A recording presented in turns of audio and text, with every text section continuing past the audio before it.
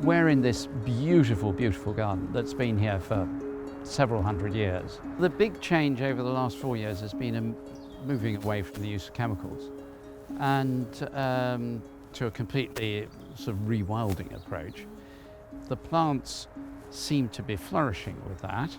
There's far more insects. The number of species of moths has gone up threefold, I think. Our bees are producing wonderful honey. And the change in terms of biodiversity has been extraordinary.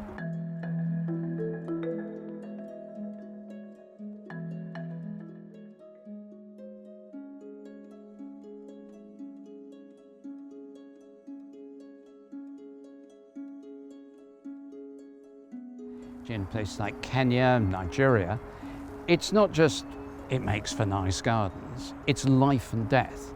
Because biodiversity, the chain of life from the smallest to the largest, is what enables farming to happen, is what enables crops to grow.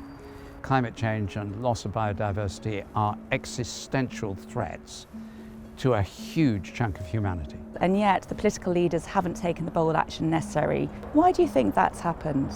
We have failed to listen to the voice of creation. We've been selfish in the global north with the way we operate, particularly in industry and in personal consumption. It's a fundamental disconnection with nature and a sort of sense that it's a thing, a resource, rather than something that needs to be tended and cared for.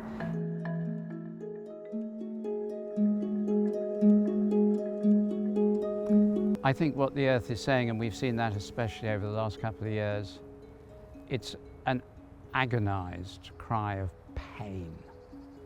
I can't breathe. And the problem is, if the earth can't breathe, we can't breathe.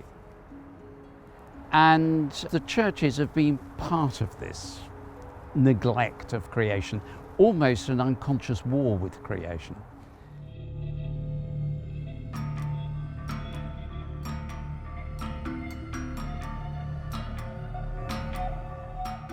We believe in transformation and conversion rather than isolation and exclusion. A few years ago, the Church of England set up and now chairs a global coalition of investors with over $10 trillion of investments.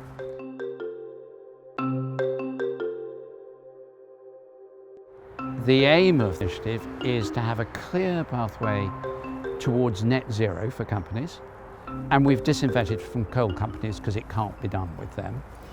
And by 2023, any company that is not objectively audited as moving in the right direction at a rapid pace, we will disinvest.